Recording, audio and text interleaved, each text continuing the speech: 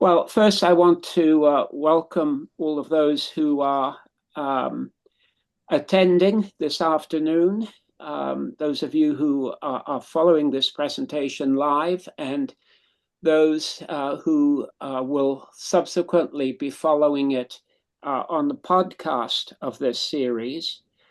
Um, the Graduate and Faculty Christian Forum at the University of British Columbia has been operating now for some 40 years. The group offers 4 to 5 presentations each year, exploring the consistency the relationships between Christian faith, scholarship, and society.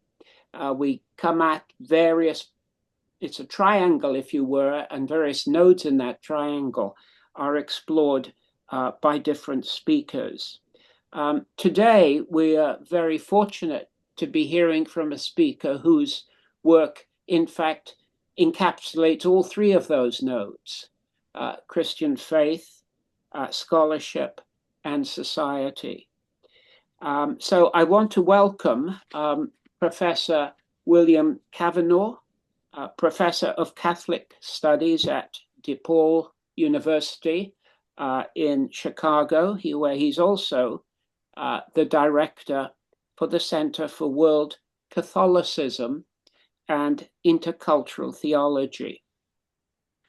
Dr. Cavanaugh has written books which are of interest to us and to what he's speaking of today. I'll mention two here, The Myth of Religious Violence, and his current book, The Uses of Idols, published this year by Oxford University Press. And I suspect some of the material from that book is what we'll be hearing about this afternoon. So welcome, Dr. Cavanaugh, and we look forward to hearing your presentation. The title, as we can see, is Secularization and Idolatry in Amazon's World, a theological analysis of the consumer society, of the consumer economy. Over to you. Thank you. Well, thanks, David. And thanks to Gordon as well for organizing this. It's my pleasure to be with you. I wish I was in Vancouver for a couple of reasons. One is that I hate Zoom, and the other is that I love Vancouver. So maybe someday we can make that happen. It's a great city. I have a sister-in-law who's there and visit anytime I get a chance. But Zoom, on the other hand, not so much. But we're going to make the best of this situation. I'm hoping that the PowerPoint is going to work. Somebody holler if it's not advancing or something like that. But we'll make the best of it. So as David said, I'm going to be talking about my latest book, The Uses of Idolatry, and the first chapter is on this guy. Okay, what happened to the... there he is. Okay. Everybody see Max Weber? Yep. Okay. All right. The first chapter is on Max Weber, the famed German sociologist. He published a revised edition of his classic work, Protestant Ethic and the Spirit of Capitalism, in 1920. And inserted into the new edition were a few uses of the word Entzauberung, which is a word that didn't appear in the first edition. The word was meant to describe the general condition of the modern Western world. Zauber is the German word for magic. And so Entzauberung is literally the unmagicking of the world, and it's usually translated disenchantment. And even though that word was used sparingly by Weber, he died shortly after that edition came out, the word has kind of taken on this life of its own, and it's used to describe something essential about our present condition. Charles Taylor says, everyone can agree that one of the big differences between us and our ancestors of 500 years ago is that they lived in an enchanted world and we do not. And so he says our ancestors lived in a world full of gods and demons and ghosts and angels and wood sprites and saints and so on. and the boundaries between the material and the spiritual were permeable. The immanent world made frequent contact with the transcendent. The world was full of charged objects, such as saints' relics, that had the power to alter reality. And today, the story goes, we are past all of that. We live in a disenchanted world. There's no divine or demonic spirits. It's devoid of mystery. It's devoid of an ordered meaning. In Weber's view, disenchantment was the end result of a long process of rationalization, of which science and capitalism were the principal drivers. Weber himself was a rationalist, of course. He described himself as being unmusical with regard to religion, but he thought that all of this came at a price, and so he feared that modern people had become specialists without spirit, sensualists without heart. This nullity, that's us, right, imagines that it has attained a level of civilization never before achieved. And so his famous book ends with a melancholy description of the iron cage of modernity, a heartlessly efficient machine from which all enchantment had been ruthlessly eliminated for better and for worse. Now, for an example of such a machine, I would like to suggest a visit to an Amazon warehouse. And in his wildest dreams or nightmares, Max Weber could not have foreseen the lengths to which rationalization had been taken in one of these places. Their poorly paid associates, who are often temporary workers with no benefits, scurry among the bins, retrieving and packing just about anything that can be imagined. And they each have a handheld device that keeps track of their movements. It directs them to the next item to pick, and a timer starts. So you've got 18 seconds to scan in the next item 4 aisles over. The device warns them if they're falling behind. It keeps track of their pick rate. Falling behind, calling in sick, and other offenses can cost a worker their job. So some associates have resorted to urinating in bottles to avoid bathroom breaks. In January of 2018, Amazon patented a wristband that can track a worker's arm movements. And there was some negative reaction, but Amazon responded by saying, by moving equipment to associates' wrists, we can free up their hands from scanners and their eyes from computer screens.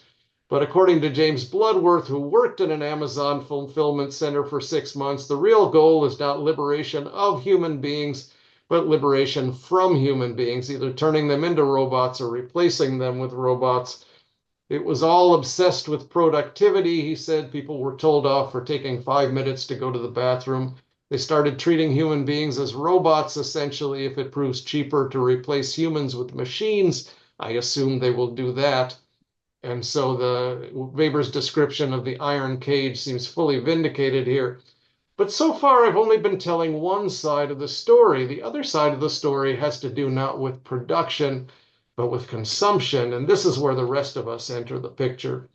For the consumer, the purchase of anything via Amazon is hardly short of magical, right? Sauber. On the website, this customer can spend hours lost in a virtual environment of endless abundance, immersed in images of almost any material object imaginable, and then you simply make a few clicks and abracadabra, it appears on your doorstep, right? With a smile. The packages wear smiles. If you have money, or at least credit, anything can be summoned out of thin air to materialize at your home. The entire production process of sourcing raw materials and manufacturing and transportation and packing and order fulfillment and delivery, all of that is invisible to the consumer. And so, as are the people, of course, that are involved in those processes.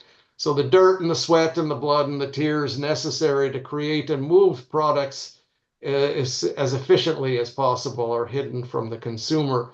So all we see are images of shiny products, and the products can be made to appear often at fantastically cheap prices at our homes. And so it seems that there's two sides to the modern economy, a disenchanted one typified by heartless efficiency, and an enchanted one filled with charged objects and magic. So I'm going to explore the possibility that these are two sides of the same coin, and I'm going to use three sources that make for strange bedfellows: Max Weber, Karl Marx, and the Bible. So first, I'm going to argue that contrary to the usual reading of him, Weber himself couldn't shake free of the idea that modernity was haunted by enchantment in capitalist production. And then I'm going to examine enchantment and consumption through Marx's idea of commodity fetishism. And finally, I will argue that the biblical concept of idolatry captures what both Weber and Marx struggled to diagnose and to cure. So let's start with production. The tale Weber tells about disenchantment is complicated, but I'm going to summarize it in three steps. Religion is the original agent of rationalization, but rationalization eventually pushes religion out of the public sphere. And most of what we know about Weber stops there, usually. But Weber also implies a third thing, that rationalization produces new forms of enchantment, a kind of what he calls polytheism of impersonal gods, which include the state and the market. So let's start with step one here. Weber regards magic as a primitive form of religion. Early cultures practice magic to try to control nature or the gods. So if we perform a certain dance, it will rain on our crops. Magic was this worldly. It wasn't ethical, but it was transactional, right? You tried to bribe or coerce the spirits that lived in material things. So there's a sort of rationality in this quid pro quo. There's no video. It's just a seminar. Okay, but when the great salvation religions erupted in the axial age, they introduced a new kind of rationalization. The gods were now otherworldly, transcending the material world. And interactions with them took on an ethical tone. So gods were universal rather than local. The rise of stable and universal laws that govern nature and society, a rational social order complemented by an intellectual order. And this is because so often in this life, the righteous suffered and the unjust prospered. So you've got to seek explanations outside the present world. So present suffering was explained by sin committed in a former life or by one's ancestors, or an afterlife was posited to ensure that the guilty were punished and the righteous rewarded. In both cases, theodicy necessitated appeal to a world beyond the present world as we know it. And so for Weber, this puts salvation religions in a state of permanent tension with the world. And so that leads to step two. The more rationalized a religion becomes, the more otherworldly it becomes. And the worldly spheres of politics and economics and family and sex and so on take on increasing autonomy. So worldly activity like business and war can't match the high ethical standards of the great salvation religions. So the religious person either flees the world in mysticism or becomes a worldly ascetic like Weber's Puritan, who accepts the meaninglessness of the world but tries to work out his salvation in inner dialogue with God and so on. So for the Puritan, the Catholic sacraments were mere magic, an attempt to manipulate God. And so the Reformation, Weber says, sweeps the world clean of such idols. But by eliminating God from the material world to protect the holiness of God, this eventually leads to the disenchantment of the world, where worldly pursuits, such as economics and politics and science and so on, deal with only facts and not values. So I'm simplifying a long and complicated story here, but basically Weber argues that salvation religions rationalize suffering by positing an otherworldly sphere. This leads to a split between the world and this world and the other world, between facts and values, that eventually pushes religion to the private sphere of values and leaves an autonomous, disenchanted world of fact governed by science and the state and the capitalist market. So here we are in the iron cage. Science deals only in facts. It can't produce meaning. Capitalism responds to what the market dictates and not values and so on. And for a lot of people, that's what they know of Weber, and it ends there in disenchantment, the elimination of magic from the world. But Weber takes a third step that a lot of people don't recognize and writes not only of the godlessness of the modern world, but also of what he calls polytheism. It has to do with his conviction that humans have an elemental need for meaning. For Weber, the split between fact and meaning or value is both a fact and a serious problem because we urgently want to know what the meaning of our lives is. But according to Weber, science is meaningless because it gives no answer to our question. The only question important to us, what shall we do and how shall we live? So Weber says, well, we can't return to religion, right? So, but we have to translate, but he translates the question, what shall we do and how shall we live, to which of the warring gods shall we serve? Or should we serve perhaps an entirely different God? And who is he? So polytheism is a direct consequence of rationalization. How so? Well, the divorce between fact and value means that the various value spheres of the world stand in irreconcilable conflict with each other, end quote. So we don't have any factual basis to adjudicate these rival claims. So you just have to take a leap and pick one of these non-rational values. And so Weber writes, we live as did the ancients when their world was not yet disenchanted of its gods and demons. Only we live in a different sense, as Hellenic man at times sacrificed to Aphrodite and at other times to Apollo, and everybody sacrificed to the gods of his city. So do we still nowadays. Only the bearing of man has been disenchanted and denuded of its mystical and inwardly genuine plasticity, whatever that is. Right? So notice here that Weber observes no difference between the observable empirical behavior of ancient versus modern people. And so he continues, many old gods ascend from their graves. That was the title I wanted for the book, Many Old Gods, but Oxford University Press said no. Apparently it's all ruled by what pops up when you Google it. So anyway, many old gods ascend from their graves. They are disenchanted and hence take the form of impersonal forces. They strive to gain power over our lives, and again they resume their eternal struggle with one another.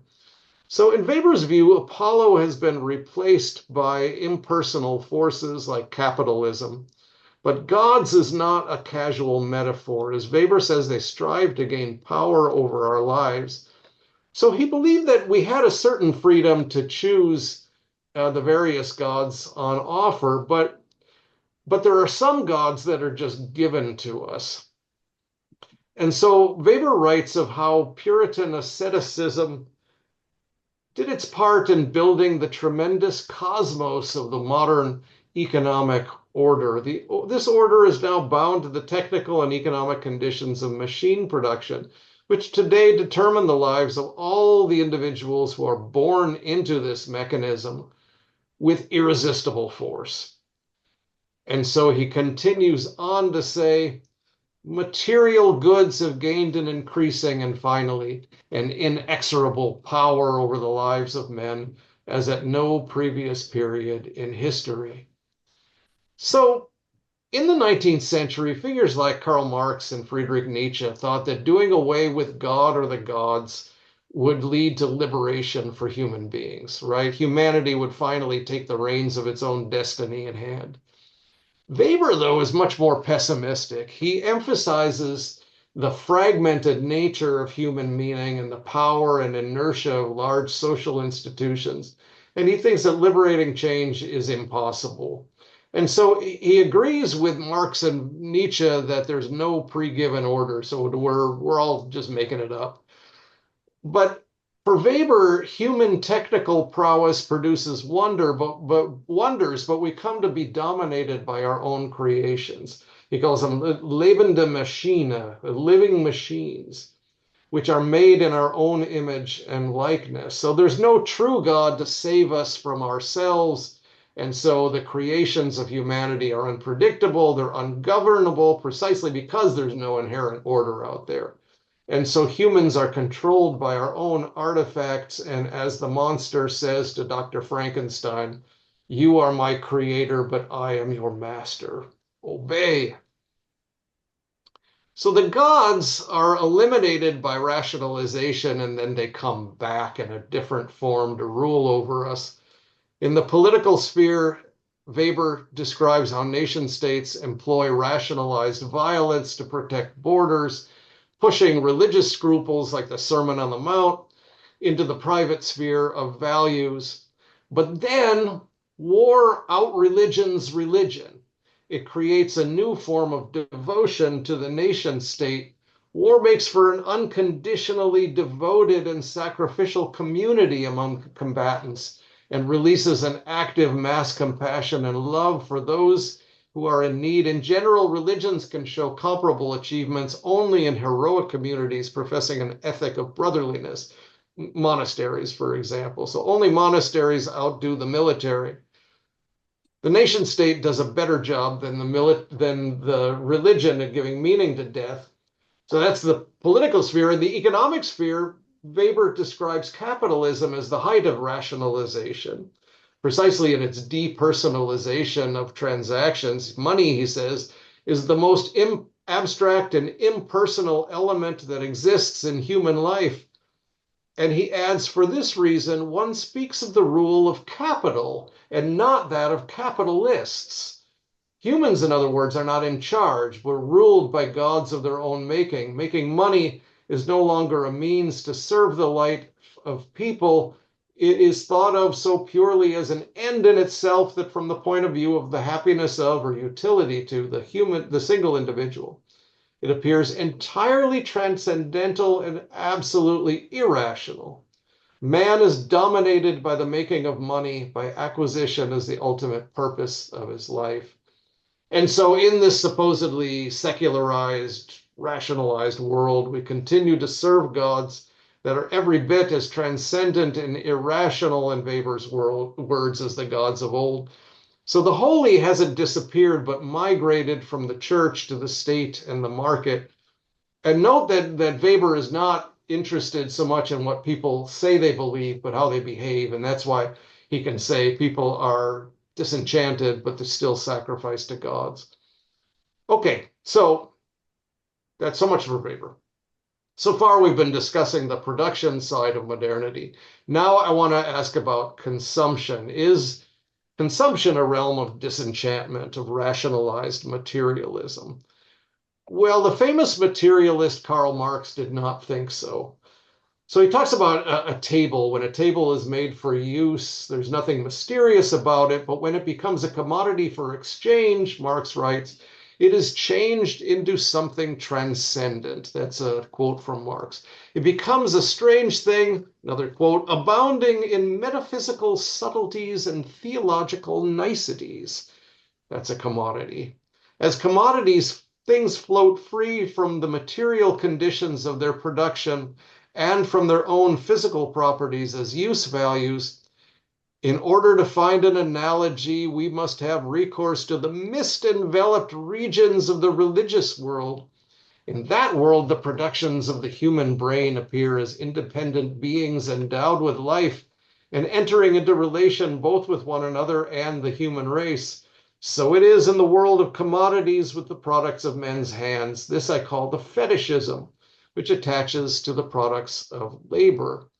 Now, by fetishism, Marx didn't just mean people obsessing about material things. He meant that material things become enchanted and take on a life of their own, just as in so-called primitive cultures, fetishes were small carvings that were inhabited by spirits and worked magic.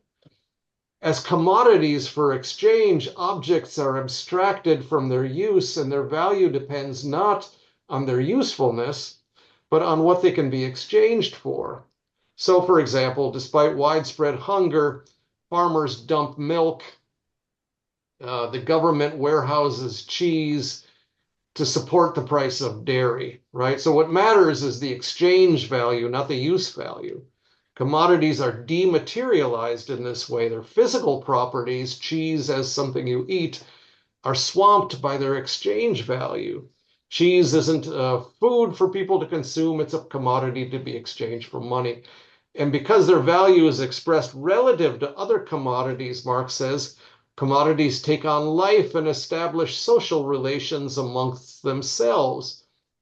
So while things take on life, life is drained away from actual people. Hungry people don't count in the market unless they have money. Labor is abstract and interchangeable. Workers are regarded as labor costs, which need to be minimized. And the conditions of work are hidden by commodities. So all that we see on Amazon.com is the commodity and its price. And it takes a Herculean effort to uncover the people who actually made the product and delivered it. The commodities are visible, but not the people. Commodities take on life as life is extracted from people. And this transfer of life from humans to products is captured by Eduardo Galeano's description of life under the free market military dictatorships in Latin America in the 1970s and the 1980s. I lived in a poor area of Santiago, Chile in the 1980s under General Pinochet. And Galeano said people were in prison so that prices could be free. So, as did Weber, Marx observes that the process of production has the mastery over man instead of being controlled by him. That's a quote. So, think about the stuff that we've got, right? Before the Industrial Revolution, people made nearly everything they had in their homes, or it was made by people they knew. Things were closely linked to their makers and to their use value. But now we make almost nothing and buy everything. There's no point, of course, to romanticizing the poverty of the past, but it's hard to overestimate what a change this is on how we relate to the material world and to people. So when the sheer volume of things in the world took a quantum leap in the 19th century because of mass production, people needed to be taught, as one advertising manual put it, that people have wants which they did not recognize before. People had to fall in love with commodities. Commodities had to be more than things to be used, they had to be enchanted. So if we look at the history of advertising, we see how things took flight from the material world and into the realm of transcendence. I'm going to illustrate this with some shoes. In the 19th century, advertising was largely informational. You can buy shoes at James H. Johnson or John H. Johnson's shop. By the early 20th century, advertising had become more about persuading than informing, but it was still closely related to the physical product. As in this shoe advertisement from 1909, the ad showed a picture of the shoe. It talks about the virtues of the actual physical shoe and how it's made. The objective was to convince the reader that this is a comfortable and reasonably priced and well-made and stylish shoe. So the ad appeals both to the consumer's rational sense of use value and to the buyer's more intangible sense of fashion. But by the mid-20th century, there's a shift farther away from use value and toward the more intangible and spiritual aspirations of the consumer for freedom and sex and prestige and recognition and other forms of transcendence. So check out this shoe ad from 1972. The shoe still appears, but gone is any appeal to use value. Feel free to gasp. There is no description of the virtues of the physical shoe. There's no mention of the shoe at all. Under the influence of Freud and Pavlov, advertisers began to appeal not to the conscious self, but to the unconscious. The ad associates a physical commodity with non-physical aspirations, in this case towards transcendence of one's own drab life and into a realm of pathetic male fantasy where beautiful women drop at one's feet. As in Pavlov's experiments with dogs, two completely different things, meat and a bell, domination and dress shoes, are associated in the subconscious. And the second of these things doesn't really matter much, right? Pavlov could have used a whistle instead of a bell. sex can be associated with cars, shampoo, and soda, shoes, whatever. The actual material objects matter less than the fantasy world associated with them. Now, as consumerism is taking flight from products, the brand comes to take more importance than material objects. Beginning in the 1940s, corporations began to explore what brands mean to people's lives. Corporate marketers began to encourage businesses to discover their souls. More and more corporations use theological language to describe themselves. As one corporate manager frankly put it, corporate branding is really about worldwide beliefs management. And so here we are in the 21st century, and the shoe has vanished entirely, right? The leading corporations are now more concerned with manufacturing brands than with manufacturing products. Products are made in the factory and brands are made in the mind. As Naomi Klein says, liberated from the real world burdens of stores and product manufacturing, these brands are free to soar, less as the disseminators of goods and services than as collective hallucinations. I like that phrase, collective hallucinations. So what Starbucks sells is not so much coffee, as their CEO puts it, but, quote, the romance of the coffee experience, the feeling of warmth and community people get in Starbucks stores. So as Klein writes, in the new market, the product always takes a back seat to the real product, the brand, and the selling of the brand acquired an extra component that can only be described as spiritual. Branding at its truest and most advanced incarnations is about corporate transcendence. And there's actually empirical research to back Klein's claim in a series of studies published as Brands, the opiate of the non-religious masses. In the journal Marketing Science, researchers from the US and Israel found that those subjects with strong traditional religious ties were much less likely to choose name brands for products that are used as a form of self-expression. So the authors conclude that brand loyalty functions as a substitute for traditional religion. So commodity fetishism is not materialism. It's a type of dematerialization. Commodities become vehicles for a flight into the realm of transcendence. And that brings me to the third and final section of the talk on idolatry. So maybe we're not so disenchanted after all. Both Weber and Marx think that regardless of what people say they believe, modern people's behavior shows them to still be in the thrall of their own creations. Enchantment still haunts the material world. For Weber, production becomes a living machine that traps us, and for Marx, products take on a life of their own that drains life away from us.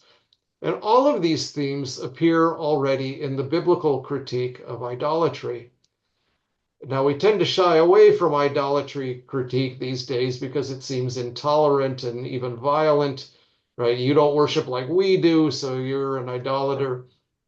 And yet the concept of idolatry seems to capture something important about the contemporary scene that can't be left behind. That's what I argue in this book. So even though Pope Francis, for example, is renowned for his optimism and love for all, he makes frequent recourse to the language of idolatry. In his first encyclical Lumen Fidei, for example, he says that the opposite of faith is not a lack of belief, but idolatry. When one stops believing in God, one does not simply stop believing, rather when one believes in all sorts of things. An aimless passing from one Lord to another, those who choose to put their trust not in God must hear the din of countless idols crying out, "Put your trust in me." And Francis has repeatedly used this language of idolatry when talking about the economy. For example, he says, "We have created new idols. The worship of the ancient golden calf has returned in a new and ruthless guise in the idolatry of money and the dictatorship of an impersonal economy lacking a truly human purpose." And you might recognize the golden calf here as the bull on Wall Street. Idolatry here doesn't refer to the explicit worship of gods with proper names, although the Bible does often use idolatry in this way to refer to sacrificing to Baal, for example. The Bible treats idolatry principally as a matter of behavior and not belief, as in Weber and Marx. Idolatry is not primarily considered a metaphysical error, but a betrayal of loyalty to the God of Israel. And for that reason, the primary biblical images for idolatry are adultery and political disloyalty. So adultery is in Hosea, right? Hosea is told to marry a prostitute to symbolize the dalliances of Israel with other gods. And the political image, you can think of 1 Samuel 8, right? Where the Israelites ask for a king to reign over them. And God says to Samuel, "It is not you they have rejected, but me, not wishing me to reign over them anymore. They are now doing to you exactly what they have done to me since the day I brought them out of Egypt until now, deserting me and serving other gods." So idolatry is not just a metaphor here, although the king is not explicitly worshipped as a god. Putting trust in a king instead of in God to protect them is idolatry.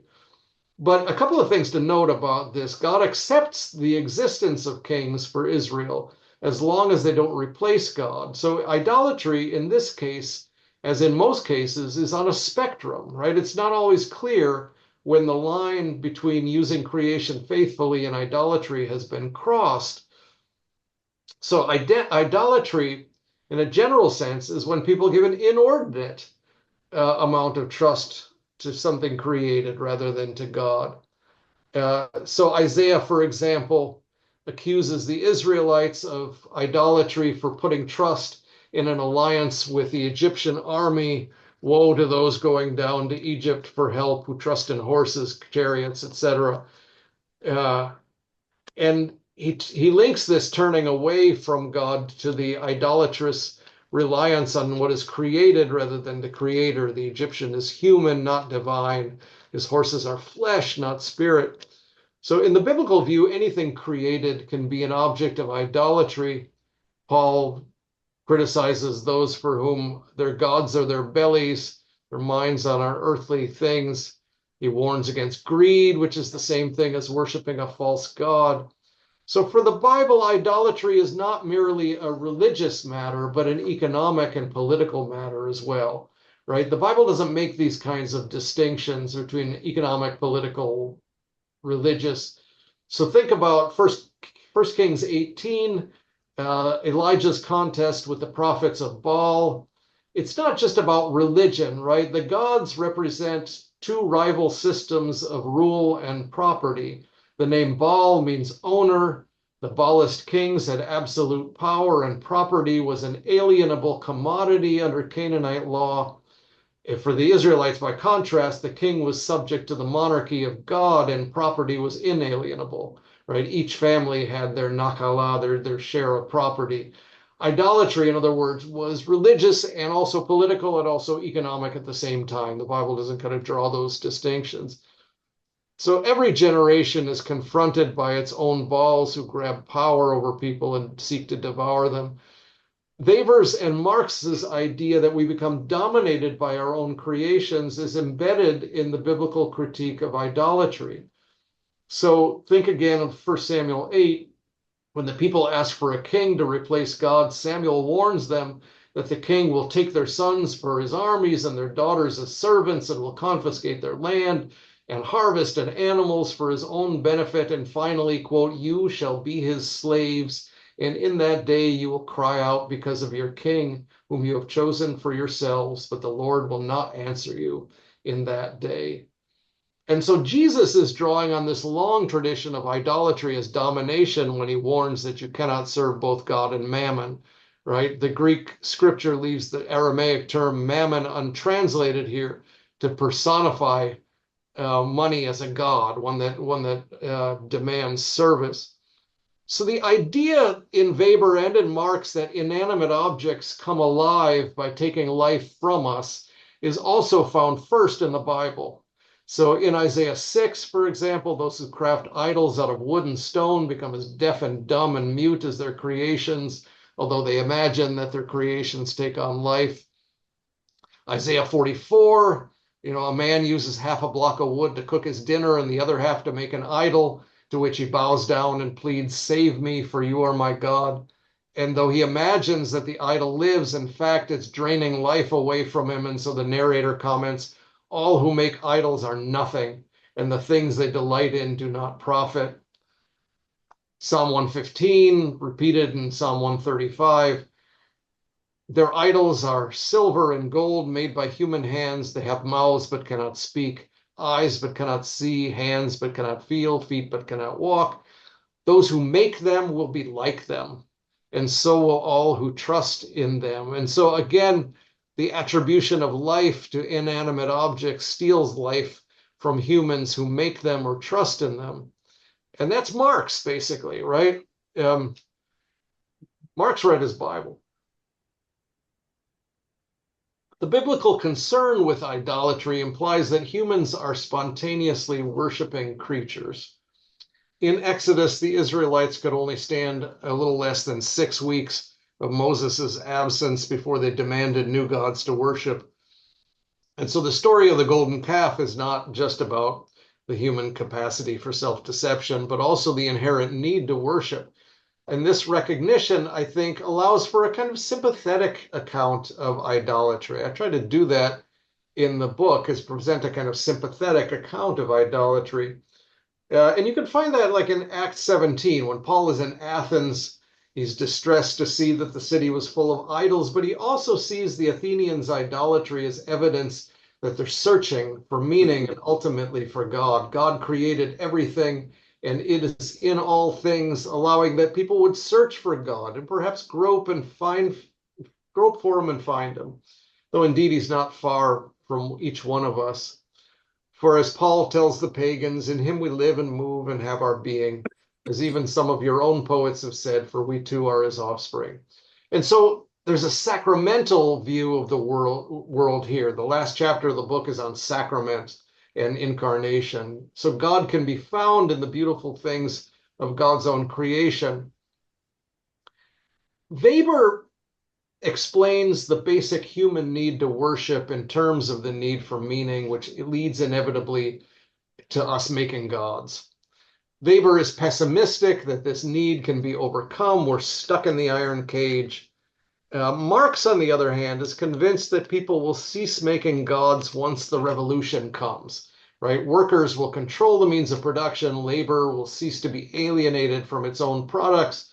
Well, we know how that turned out, right? The revolution came and made a new god of the communist state to whom tens of millions of lives were sacrificed. So unlike Weber and Marx, the Bible thinks there's a real God out there, different from all of our manufactured gods. So rather than us creating gods, there's a God that created us and loves us and wants us to build a kingdom of peace and justice on earth. So, to wrap up, then, in his famous Kenyon College commencement address in 2005, novelist David Foster Wallace told the graduates, "In the day-to-day trenches of adult life, there's actually no such thing as atheism. There is no such thing as not worshiping. Everybody worships. The only choice we get is what to worship." And he goes on to say that the reason you might want to worship a real God is that pretty much anything else you worship will eat you alive. Worship money and you'll never have enough. Worship your body, you'll always feel ugly. Worship power, you'll always be afraid, and so on. So from this notion that everybody worships, I want to draw some conclusions. First, I think this should produce sympathy. Right? It levels the playing field. There isn't this yawning gap between believers in unseen things and non-believers who have only hard facts, right? Everybody believes in something. Don't tell me you're a non-believer and I'm a believer, right? Just tell me what you believe. I'll tell you what I believe. Then let's have a conversation. Secondly, idolatry critique is self-critique, or should be anyway. If we all worship, it's also true that we all worship badly. And just because Christians claim to worship the God of Jesus Christ doesn't mean we actually do so.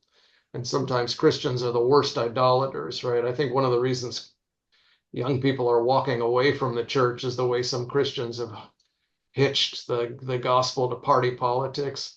But that's plenty to talk about there. Third, the critique of idolatry is a challenge for us, and avoiding idolatry is not as simple as making a personal choice to change one's attitude, right? Idolatry is embedded in delocalized economic and political systems, and we're all kind of held in its thrall. So in an unjust system, we're all idolaters, and there needs to be systemic change to free people from false worship. And this means that we have to be attentive to the kind of everyday practices that we engage in, right? Mundane things like where we work and what we buy and what we wear and where we direct our eyes that make us into idolaters. And we have to be ready not simply to refrain from certain practices in a personal way, so boycotting certain types of businesses and so on. I don't buy anything from Amazon, but also create businesses that promote the common good and local economies. So we need to speak out on the injustices in our economic and political systems, but we also need to create an economy of gift. And to do that, we need to see not just products and prices, but people. And so fourth, and finally, that kind of community, I think, is a summons not to kind of burdensome guilt, but to joy, right? What we're called to is not a complete renunciation of the goods of the world, but a more joyful and sacramental way of living in the world. Sacrament is encountering the invisible God in the material world. And a joyful economy is one in which material goods facilitate the encounter with people and with God. So there's joy at the farmer's market, right? In meeting the guy who grew your carrots, even though you might pay a little bit more than you would at the supermarket. Joy can be found in consuming less, but above all, it's about consuming in ways that contribute to the flourishing of all the parties involved, producers and consumers and the earth. And in that way, I think we can heal the idolatry of giving life to products while taking life away from people. So thanks for your patience, and I hope that we can have a conversation. I'm going to turn off the PowerPoint now and open it up for questions, comments. Well, thank you very much for that very, very rich presentation, Bill. And I just hope now that people will present their questions directly. So I invite you to do so.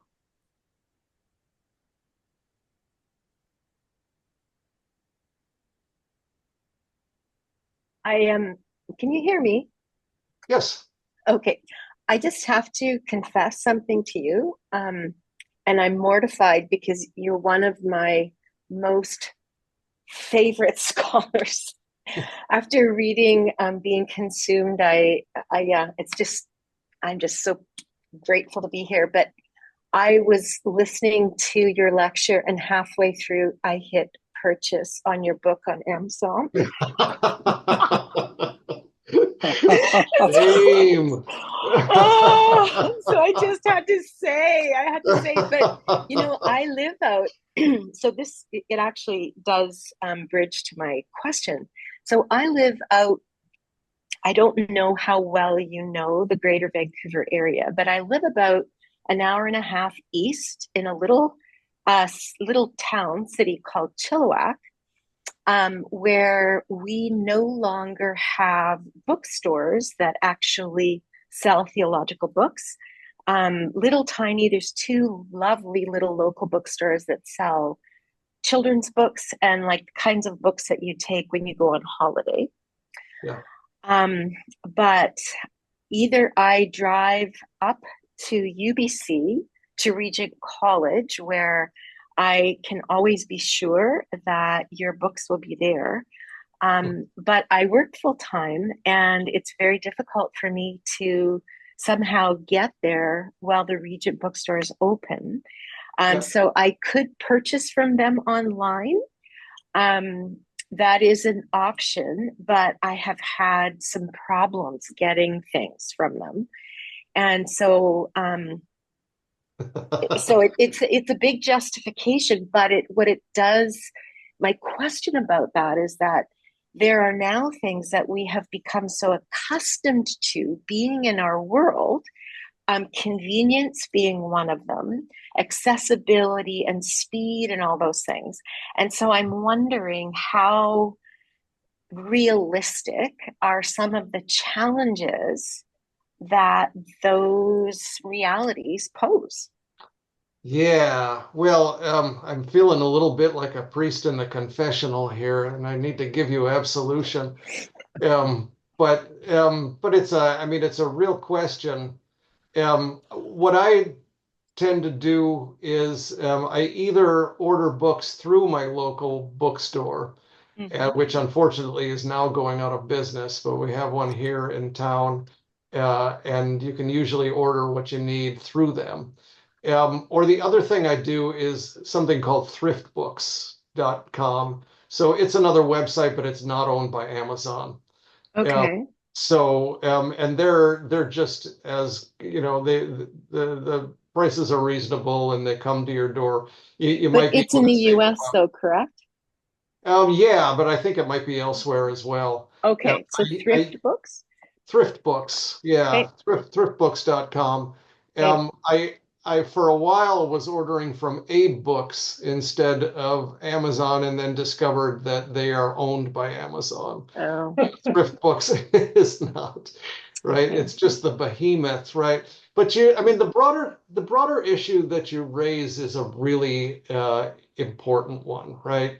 Because the world has been designed and is increasingly designed to limit our choices, right? So Mhm. Mhm. it's precisely this contradiction between the rhetoric of freedom and the actuality of unfreedom that I really try to talk about in Being Consumed. Yeah. I need to write a second edition of that, because Yeah. yeah, yeah, it's my bestseller. It's Oh, it's just brilliant. I love it. Well, thanks. It's short and cheap, so it has at least those two virtues. Well, But it yeah, also is accessible to people who are not a part of the academy. And yeah. so it's part of the reason why it's become a book that I give to people who are often intimidated by Mm. reading theological books. Yeah. Oh, So anyway, thanks. I'm anyway. glad to hear that. Yeah, yeah. Mhm. So but I've been asked to bring out a second edition, and I need to update it. But yeah, but that's the whole thing that I'm trying to get at in that first chapter is precisely this. We're constantly being told that we're free, and we're Mhm. constantly having our choices taken Yes. away from us by these giant forces of market and state that we feel powerless to resist. Mhm. The great thinker Ivan Illich talked a lot about this and the ways in which um, the whole dynamic, he called it the war on subsistence, but the whole dynamic of modernity, especially in the last century, of trying to kind of take away our ability to make a life for ourselves. And Wendell Berry talks about that. It's Mhm. all we delegate Yeah. things to others. And so, instead of making music, we buy music and Right. all the different things that we've delegated to others. And so but it is a real problem. Um, what Wendell Berry talks about, he's got this great essay called "The Joy of Sales Resistance," in which he kind of takes this sort of perverse glee in, giving the middle finger to the big store that is he's driving past and so on. I mean, I don't think he actually says that, but this is in my imagination anyway. There's a certain sort of joy of bringing as much of our lives back within the range of our own control and the control of the communities in which we live. And we can't do that for everything. Mhm. But I think the most important thing to think about these matters is that it's really a matter of reclaiming joy. It's a matter of reclaiming a sacramental view of the world and not a matter of guilt. Right. I mean, what Mhm. you started with was guilt that you had clicked on the Amazon thing and so on. And that's really not not the kind of point that I'm trying to get across. It's really the point that I think Illich and Wendell Berry and so many others are right on, is that it's about kind of reclaiming the joy of life and our connection to the material world in a world where we have been dematerialized and which has been desacramentalized and replaced with these kind of false gods that rule over us. So it's not, Weber was extremely pessimistic about this. And I think in some ways he was right to be so, but that's only because he didn't have a real God who could, save him from these matters. And we, if for those of us who believe in that there's a real God out there, there's an escape from these matters and a kind of return to a kind of more joyful life. So that's what I'm kind of after. Okay. That's very, very hopeful. I love that. Thank you. Thanks for the question. That got right to the heart of so many different issues. Yes, thank you, Anne. Other questions? Hello, Dr. Cavanaugh. I kind of want to piggyback on that question. One thing I noticed in your discussion is the erasure of community and society that comes with the modernization of production and consumption. And that is something that you have spoken on wrote about in many different books. The church as the true community in the body of Christ, and the alternative communities and state as a parody of that, right? And it seems like the precise problem is that the places to practice those true community, of course, outside the church is quickly disappearing, and even inside the church, we have. Yeah. So I think. Oh, sorry. Go ahead. Please. No, I have this feeling that the sacramental, joyful life that you are describing here, that can only be practiced in that true community, true body, and I'm just wondering, what do you want to say to the churches as communities?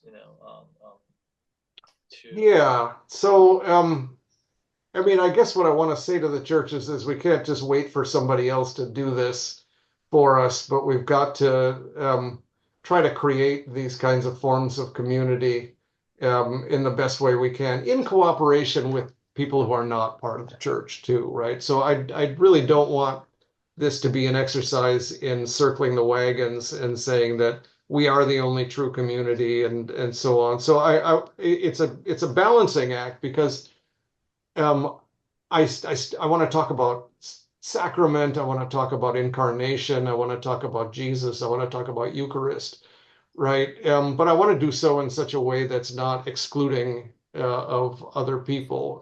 It's just getting to the heart of our tradition and offering the riches of our tradition to the world, and being true to that and faithful to that, but also being willing to kind of cooperate with other people. The people at the farmers market here in my hometown I'm not, trying to only buy from Christians or whatever. I think the church has a role.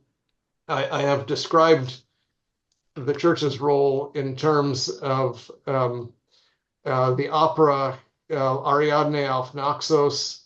I don't know if anybody's ever heard of this, but what happens is it's a Richard Strauss opera, and there's the richest man in Vienna is holding a party, and he's going to have a very serious, tragic opera performed on stage, followed by some light comedy with harlequins and buffoons and so on.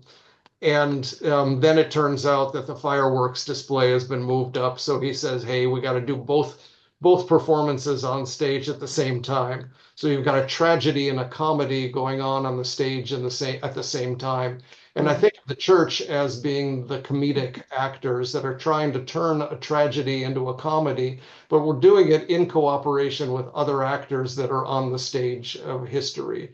And so we're trying to kind of divert take the biblical story, which is a comedy and not a tragedy, right? It has a happy ending. And trying to divert the action of history into a comedy. But we do that in cooperation with others. And I think if we do that faithfully, then people will be attracted to the gospel and what we have to offer. And Christians will be, attracted to it. I mean, my church locally here my parish has been revitalized we just turned a school building into a migrant ministry. So we've got tens of thousands of Venezuelan migrants pouring into Chicago. And so we've set up a place where we provide some housing and food and clothes and healthcare and legal help and all that kind of stuff. And it's been, I think, a really positive, joyful experience for our parish. And I think if we're not doing things like that, then we're going to die. The church is going to die. And so it's just a matter of being faithful to God and hope that the Spirit of God still breathes in us and be faithful to that as best we can. But I think my point, I think, is that we have to do that in material ways and not just in so-called spiritual ways. We have to break down that dichotomy between the material and the spiritual. Wonder if I can ask go ahead, David. Here, and precisely in terms of the material, the advantage, the example of Amazon and the extraordinary stratification between those in the warehouses and those in the factories in the developing world, and the superfluous wealth of those at the top. I mean, in my mind, and I think in part this is encouraged by your use of Weber and Marx, isn't an old-fashioned class analysis helpful here? Oh, yeah, you bet. Right. Yeah. Yeah. Yeah, absolutely. I mean, that's in American politics anyway. I don't know what it's like in Canada, but class is the thing that you can't talk about, right? I mean, you've got now finally Bernie Sanders and in a bizarre and perverse way, Donald Trump talking about class. But for decades, it's been the thing that you can't talk about. So that's one of the things. So chapter 6 is on nationalism as a type of splendid idolatry. And one of the things that nationalism does is it makes us forget about class, right? We're all in this together. The rich and the workers and the owners are all, we're all Americans, and that I think is a very pernicious effects. And so, yeah, I think absolutely we need to talk about class, and one way to do that in a theological way, in a Christian way, is to talk about poverty and the poor, right? And to take an option for the poor, right? You don't have to necessarily speak Marxist language on this. You can talk Christian language about, you can just go right to Matthew 25 and see this as a kind of inversion of the class structure in a way that I think Pope Francis and others have tried to do. But yeah, and greed, of course, and greed, yes, right, yeah. Yeah, although I mean the thing that people misunderstand about greed, I think, is that it's not a kind of materialism, right? And that's what I'm really trying to get across in this book and in that lecture, right? That it's not a matter of being obsessed with material things. It's about the transcendence of the material world. It was really interesting a few years ago, right after the economic collapse of 2008. I was giving a lecture on the economic crisis, and somebody who had worked on Wall Street came up to me afterwards and said that the thing you don't understand about compensation at the level of, hedge fund managers and so on is that it's not just greed that they want more money and more stuff, but it has become a measure. Money has become the only, in a completely dematerialized world, in a completely abstract world, money has become the only measure of personal worth. And so they pursue more money, these, incredible amounts of money. Jeff Bezos is worth, I don't know, $150 billion.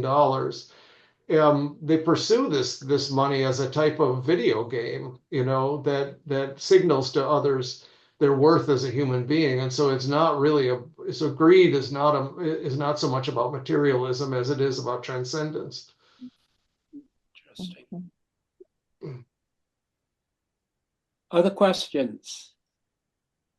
Yes. I have a question. Yeah, thank you for the lecture. A question that I like to ask myself often is, why aren't we Amish? Mostly a rhetorical question, but it leads to the question of who, in your opinion, is living this out well. You mentioned your local parish, and that's encouraging to hear. A more integrated community coming about. Do we all need to go with Rod Dreher and Benedict option and all this, or what kind of living examples do you see or need to be created, and maybe how's that different from reactionary movements? Yeah, good question. No, I don't think we all have to head for the hills and we all need to be Amish. I'm not a Luddite. I just try to be very intentional about what kinds of technology I use and what kinds I don't. Right. So I'm not on social media. I did finally a few years ago get a smartphone, um, but I don't use it much, and I only use it for certain work-related things. So it's all about, and the Amish actually are the same sort of way. The Amish are not necessarily completely anti-technology, but they're very deliberate about communal discernment about what these tools are going to do to us. And so they might have a phone, but they might have it like in a phone booth rather than in somebody's house, so that if they need it, they can use it, but it's not going to interrupt dinner. That's probably an outdated example, but it's a real example from the Amish community. So it's all about kind of communal discernment about what these tools can do to us, right? We think that we use tools, but tools use us. And Jacques Ellul and Ivan Illich and so on have talked about these matters in much greater detail.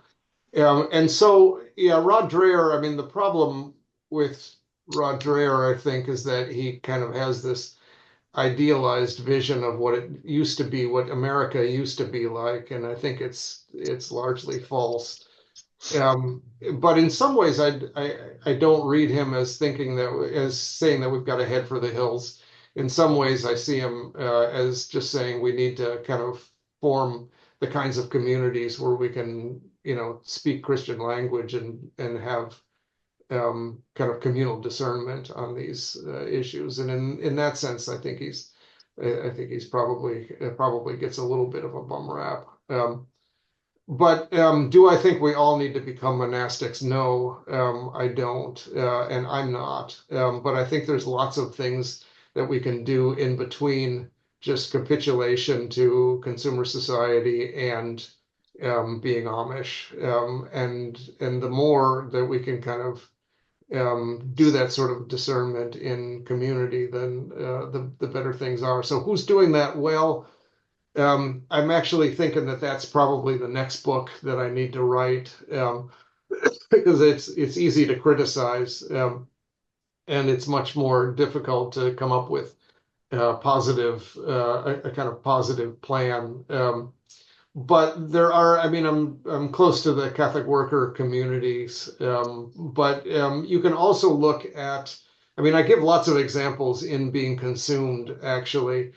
And one of those examples is the Mondragon Corporation in Spain, which is a multi-billion-dollar corporation, but it's run on cooperative principles. Excuse me. It was founded by a Basque priest after World War II, and it has grown into a multi-billion-dollar corporation, but it's owned by the workers and it's run by the workers cooperatively. And so there's lots of examples of businesses that are run by cooperative methods. I think the key really is overcoming the distinction between, excuse me, capital and workers, right? Capitalists and workers.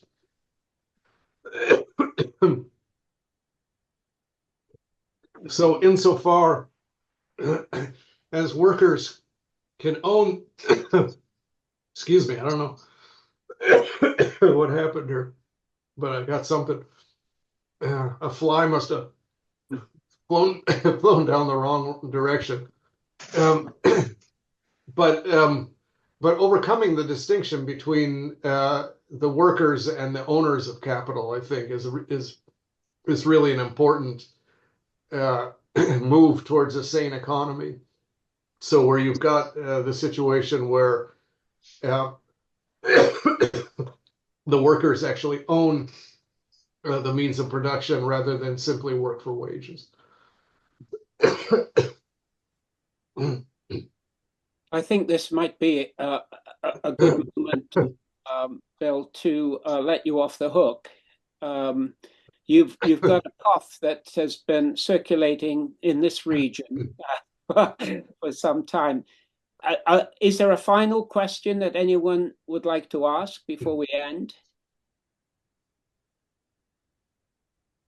Well, I was just wondering if Bill wanted to open up this concept of the economy of gift. It seems like a very provocative and thoughtful trajectory, that we could invest in an economy of gift. And of course, we think of grace and that sort of thing. But could you elaborate, open that up a little bit?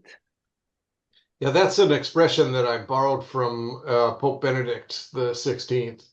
He talks about it in Caritas et Veritate, and I've got an essay on that in my book, Field Hospital, but talk about it a little bit at the end of this current book, The Uses of Idolatry, as well. And he's trying to talk about overcoming what he calls the state and market binary. The state says, makes us do things by coercion. In the market, you only get things you only give in order to get. And he talks about trying to overcome that state and market binary, where you have an economy which is both free and not coerced, and is based around the idea of giving in order to circulate love, circulate gifts, rather than just a kind of quid pro quo. And I think that's a really beautiful kind of image. And he wants to kind of evangelize the economy by Christians. He talks about, so more examples. He gives the example of the Focolare community's economy of communion, in which they very deliberately create businesses that are based on this kind of model. So there's another model for the last question as well. And he's really trying to encourage economies of small scale, and he and Pope Francis are really on the same page on this, kind of economies of small scale and economies of love and economies of gifts that take place on the local level and overcome the kind of scourge of these other kinds of economic coercion. I think this might be a moment that I'll draw things to a close. Things I want to do, first of all, to thank Professor Cavanaugh for just a fantastic presentation. The integration of theory and society has been very rich, and then to bring in the prophetic word from Scripture and go beyond that even to give us some practical illustrations of how shall we then live. This has given us so much. So I want to thank you really quite sincerely for a great presentation, and we certainly look forward to your continuing work. The other thing is I just want to bring to the attention of the audience, and possibly this might interest our speaker too, our next presentation, which is on Thursday, November 7th, and this one is at 12 noon Vancouver time. And the presenter is Professor Dennis Alexander, a noted scientist and the founding director of the Faraday Institute for Science and Religion at Cambridge University. He has recently edited a fascinating book, which consists of a series of essays written by people who have read the new atheists as agnostics or even atheists and been so unimpressed by their arguments that it has caused them to think really seriously about issues of faith. And in fact, these 10 or 12 authors in this book have become Christians as a result of reading the new atheists. So it's I think, going to be a really fascinating presentation. So you'll be hearing more about this nearer the time. So thank you again, Professor Cavanaugh. We've really enjoyed your presentation. Very gracious of you to give us your time. And I'll say goodbye to everyone now. Okay, thanks everybody for tuning in, and thanks for the great discussion as well. Wish you all well.